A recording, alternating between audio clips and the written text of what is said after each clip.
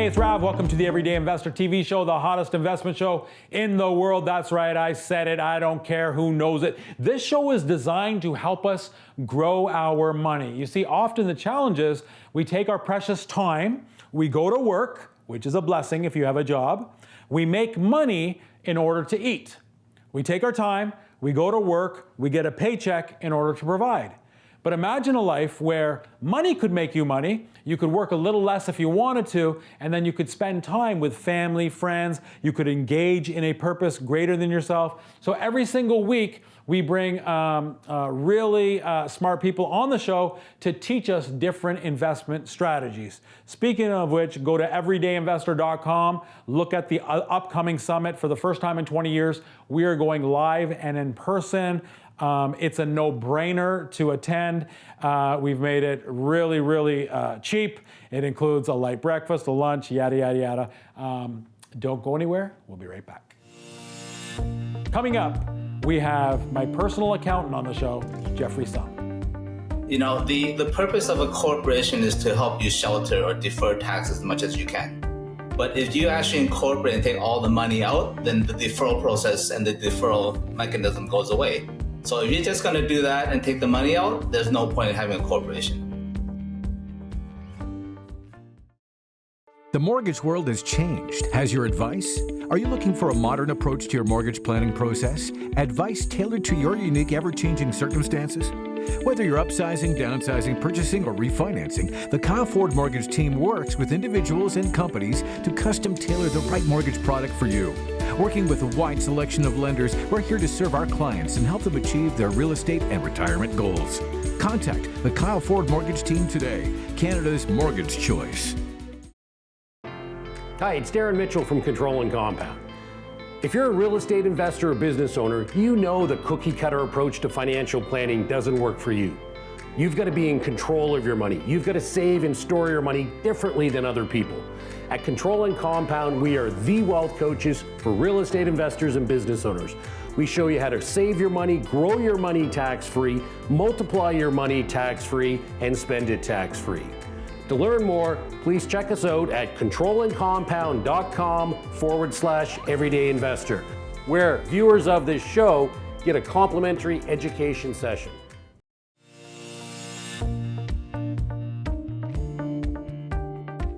Hey, it's Rav. Welcome back to Everyday Investor. I'm sitting with my good friend, Jeffrey Sum. Not sitting with Jeffrey. I wish I was sitting with you, going out for some dim sum, having a great meal together. But thank you so much for taking time out of your busy schedule and talking all about the world of accounting with me. Well, thanks very much, Rav, for having me. I always enjoy these segments. Yes. For those that don't know, Jeffrey's been my accountant for the last decade or so. Really takes care of me.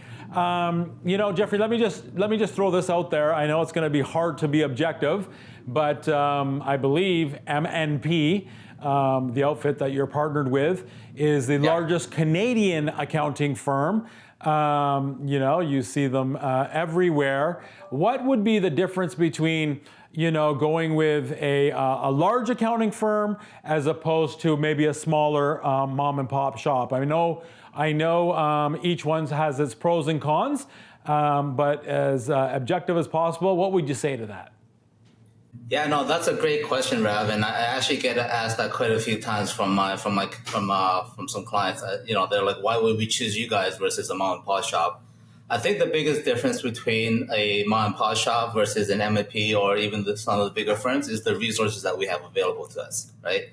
The sole proprietor practices don't know it all. I mean, I can't claim to know it all, but I do have partners that specialize in certain areas, and so I always lean on them to give me the advice that we need so that I can service my clients properly.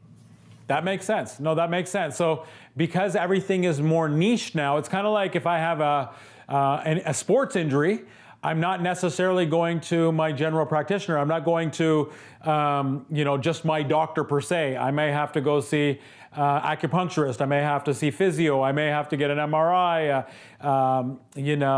ultrasound. So no, that's great. And so within a big firm, you may pay a few more dollars, but there'll be people that specialize in different areas, even if you get audited. There might be a whole, a part of the firm that deals with people that are being audited. I know, obviously, with this TV show, there's people that deal with tax credits for me. So no, that makes a lot of sense. Okay, so here we are. This TV show is all around the everyday investor.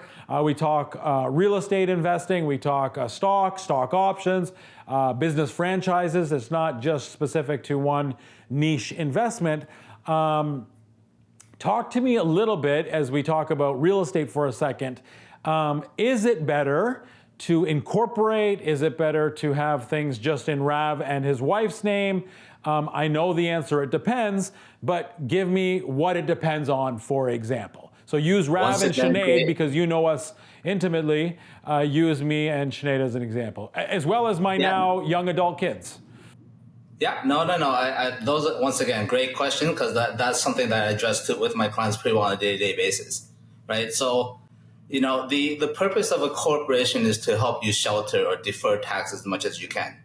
But if you actually incorporate and take all the money out, then the deferral process and the deferral mechanism goes away.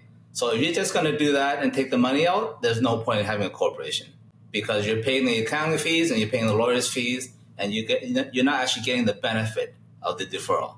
Because if you're going to pull that money out personally, you're going to pay a personal tax on that. That defeats the purpose. So what I hear you saying is that in a corporation right now, let's say $100,000 in a calendar year goes into the corporation as a profit. So, let's say 200,000 went in, 100,000 of that was expenses, and now I'm left with $100,000. That $100,000 in Ontario would be taxed how much? It depends on the corporation that we're talking about. So if we're strictly talking about investments, the rate is actually quite high. If you're talking about someone that actually works within the corporation, much like yourself in your company, and you pay yourself a salary and whatnot, the tax rate in what we call a small business corporation is about 12.5%. 12.5%, and then is there a provincial tax to that or a federal as well? No, that's pretty well the combined Ontario and federal tax. Okay, so if I make $100,000, just to take that a step further, once again, I'm differentiating between a small business corporation that earns active income and one that earns passive income. Okay, so let's stick with the active for a second. So with the active, if somebody makes $100,000 in their active business account, a corporation rather, then they're going to be paying $12,500 on that. Now, what you're saying is, but suppose, Rav, you're going to take that 100 profit and now you're going to give it to your wife or myself or one of my kids from there. Well, then I'm going to be taxed at whatever rate I would be taxed at. So if I was going to take that full $100,000 out, then I'm going to be taxed on $100,000 as income is what? 30%, let's say? Yeah, so personal income is roughly, once again, we do it based on a graduated rate system in Canada. And so the highest marginal rate, let's assume you're a high income earner, the highest marginal rate is about 54%.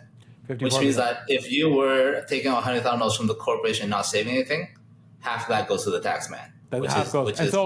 So half would go anyways if it just came to me directly. So you're saying, then what's the sense of having in a corporation for active business income? Exactly. Okay. Again, you're just paying professional services for no benefit. Okay. Now, suppose we have incorporation. I've got a few properties, buy and hold properties, and it's passive income that's spitting out. Cash flow is spitting out. What am I taxed at? So when you're strictly talking about rental properties, that's passive, the tax rate is about 50.17%. So let's say 50%. 50%. So that means that if you have $100,000 of profit, $50,000 goes to the tax man. But there's obviously a lot of integration and things behind the scene that you don't see.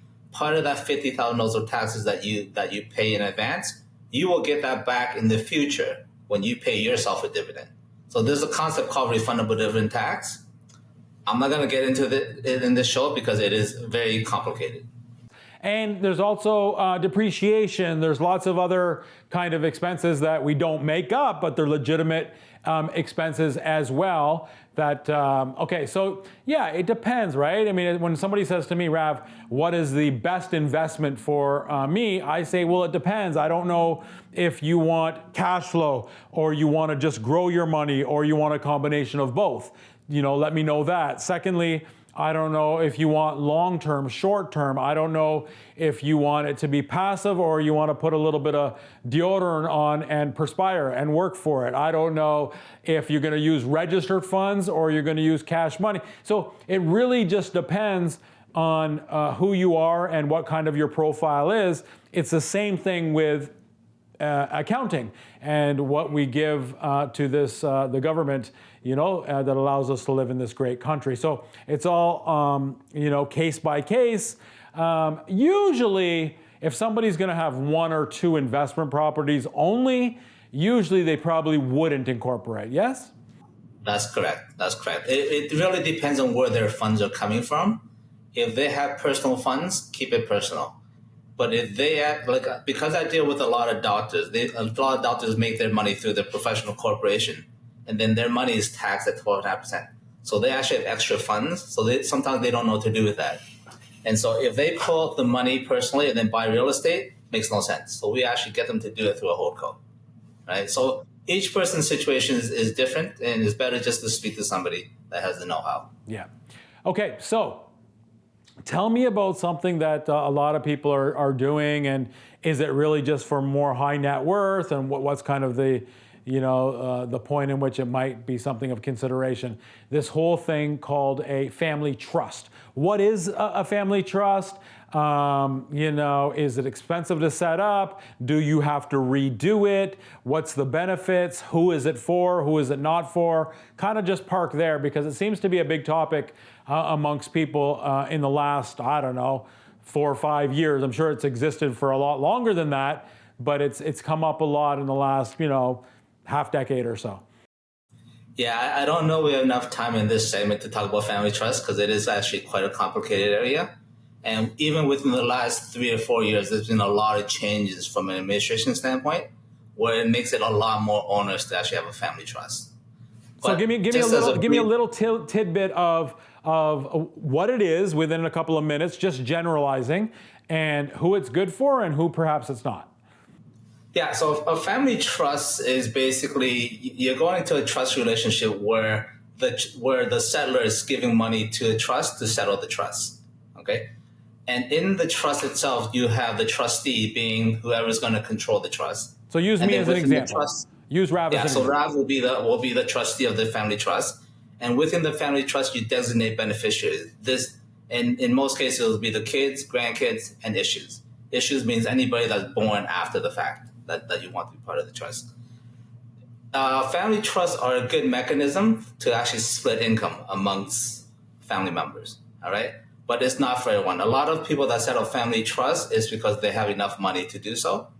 And you know, there are variations of family trust that you can use. There's a family trust that you can use to actually own a business. So it can actually own shares of a private corporation. You can also set up a family trust for what they call prescribed loan trust, which means that let's say I had $1 million in my hands and I didn't know what to do with it. I can actually set up a family trust, loan money to the family trust, have the family trust earn the money on that $1 million, and then you distribute it to the beneficiaries. One form of income splitting. Once again, you need to have enough funds to make sure that's worthwhile, right? Because to set up a trust is a few $1,000s. To maintain a trust is a few $1,000s, especially with all the rule changes in the last couple of years. And I understand after 20 years or so, you have to redo it. Yeah, so there's a concept called the 21-year disposition rule, because the purpose of that is that the CRA does not want someone to set up a trust and forget about it. Otherwise, everyone would put all their assets through a family trust. So what happens is that on the 21st year anniversary, there's a reevaluation that has to happen within the trust, and that revaluation sort of triggers a tax event. So if you do nothing, there's going to be some taxes to pay if there's been significant growth. One way to get around that is you sort of shut down the trust and distribute the assets on the 21st anniversary to whoever the beneficiaries are. Okay. So basically, in a nutshell, general idea is a trust is a great way to spread money around without having to pay a lot of tax. But it's for those with high net worth, those that have a lot of money maybe just kind of sitting around that's not being per se directly invested. That's who it's for. Correct? Okay. Yeah. Jeffrey, listen, when I speak to you, I learn so much.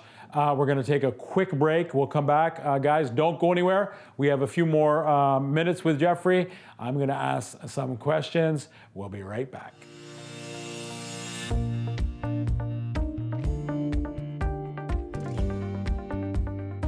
Hey, it's Rachel Oliver, also known as the Cash Flow Queen. Even in today's crazy economy, there are secure, stable ways of creating passive income. Join me at the Everyday Investor Summit, where myself and 6 other amazing Canadian real estate investing experts will walk you step by step through various strategies so that you can prosper in this economy.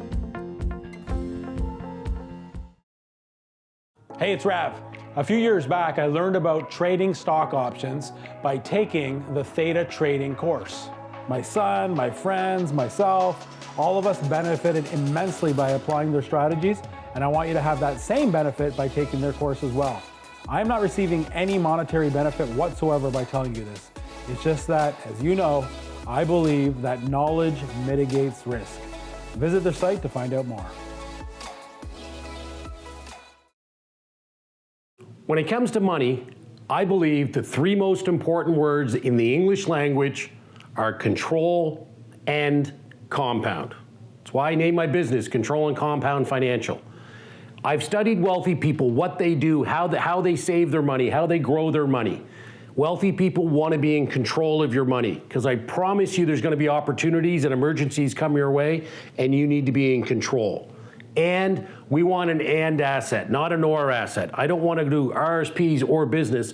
I want to do save for retirement and do real estate and grow my business. Multiply the money. And finally, compound. And not just compound interest. The key is uninterrupted compound interest. And the thing that interrupts compound interest is the 4 wealth destroyers.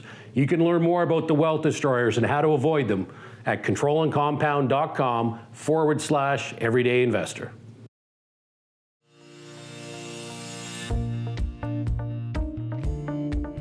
Hey, it's Rob. Welcome back to Everyday Investor. I'm talking to a good personal friend and my family's accountant, Jeffrey Sum. Jeffrey, thanks again for making time for me. Really, really appreciate it. Thank you, Rob. Yes. So listen, let's talk a little bit on the stock side. Here we are in, kind of midsummer, fall of 2023. Yours truly puts some money in stock options, along with real estate, specifically land development. And in the last year, I put my stuff in really good things, blue chip stocks, the Walmarts, the Facebooks, the Nikes, the Microsofts, the Amazons. But we did take a nice dip in the last 12 months. So how does that work when I have money there? Obviously, when I make money, I pay tax on it. But when I don't make money in a calendar year, what happens? It's not like I keep checking the mailbox. It's not like anybody gave me any money because I lost. How does that all work with the securities world, the stocks world, if you will?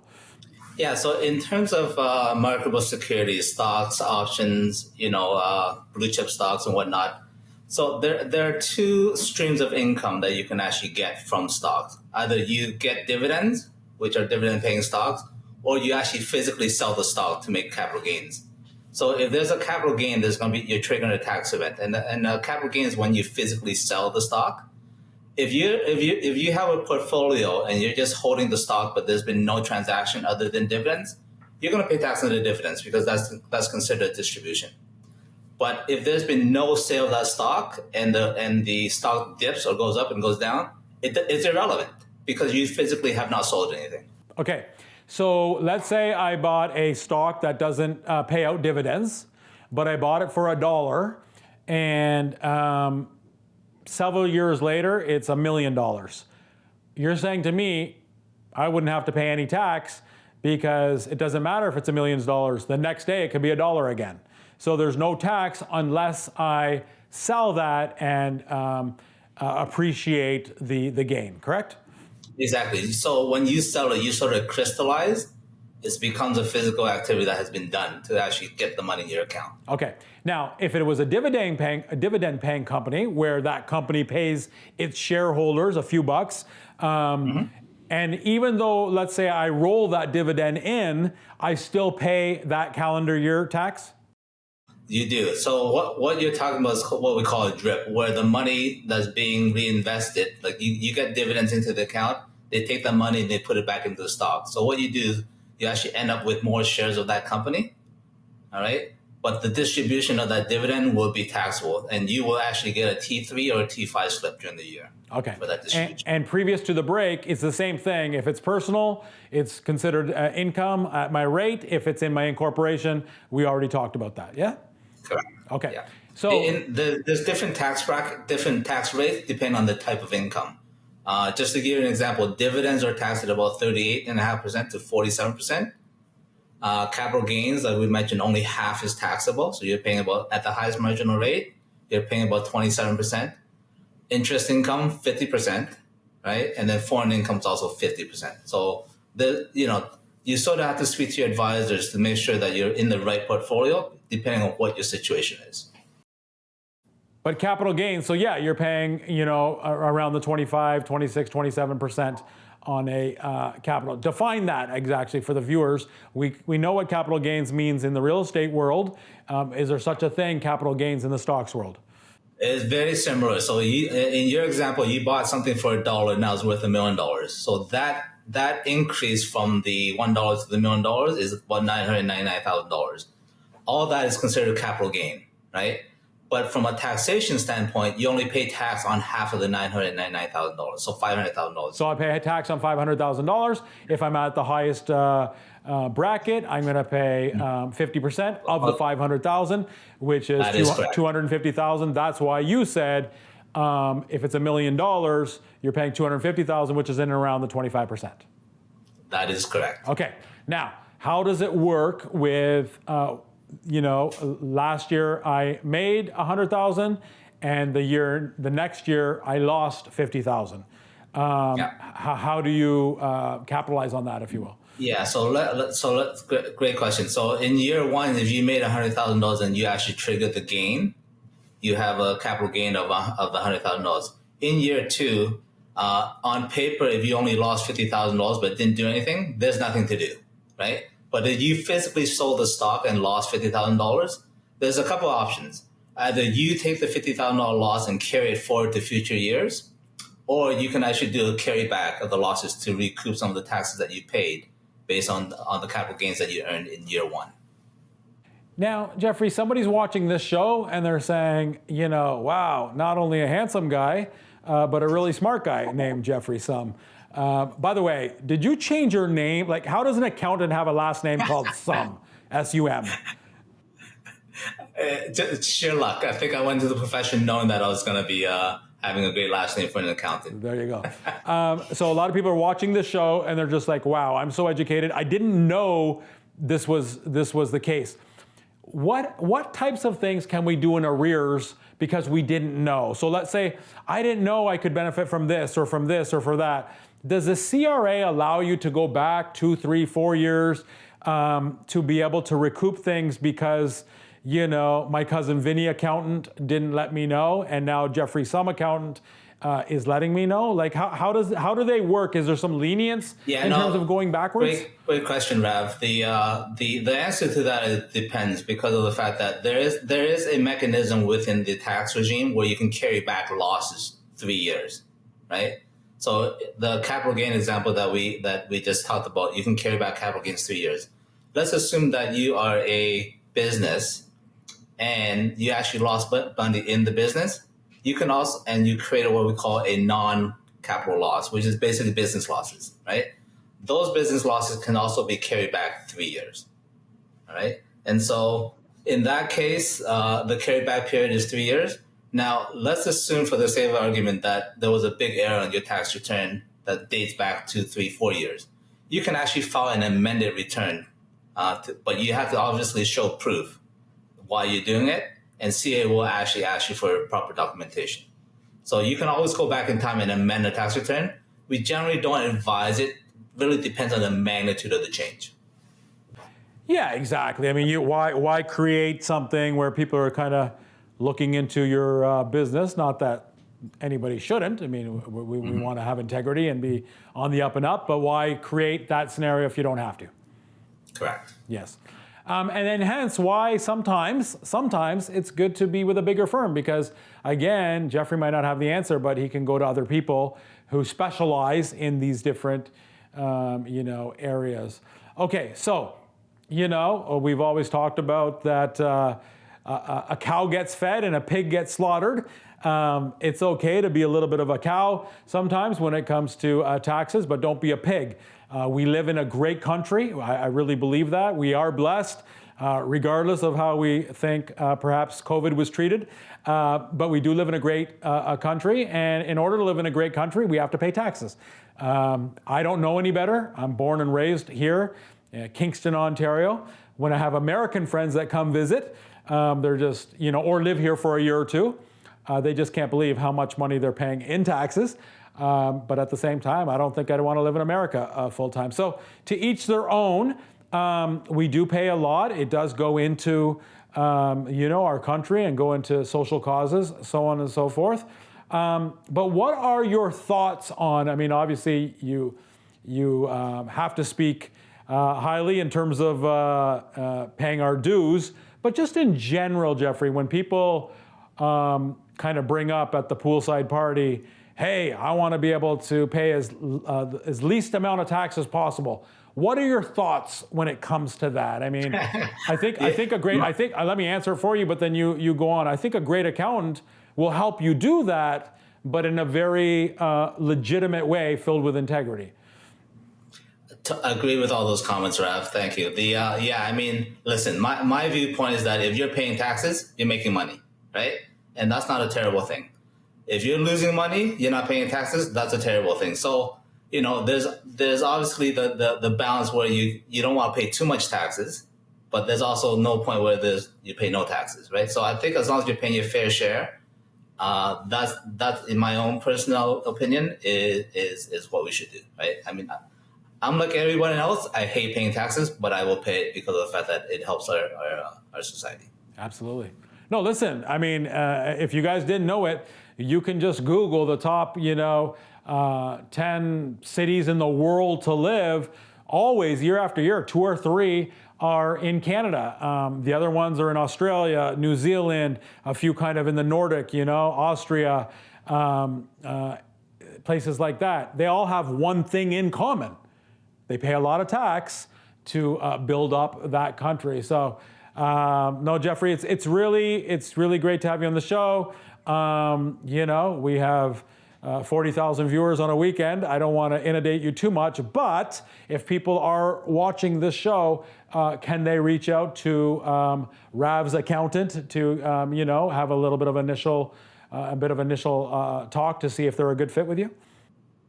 No, definitely. Please reach out to me if any questions. Okay. Listen, I really appreciate it. Time flies when we're having fun, my friend. Thank you so much for being on the show. Well, thank you so much, Rav, for having me. I really enjoyed this session. Yeah. Take care. And thank you guys for watching. Without you, we would not have a show. If you want to see this show again or you want to see any of our other shows, make sure you go to everydayinvestor.com. You can watch them there. Click on episodes. It's like watching on demand. Make sure you also sign up to receive the episodes right into your inbox. Look forward to seeing you next week. Same place, same time. Honey, I love you. I'll be home soon. Thanks for watching, everyone.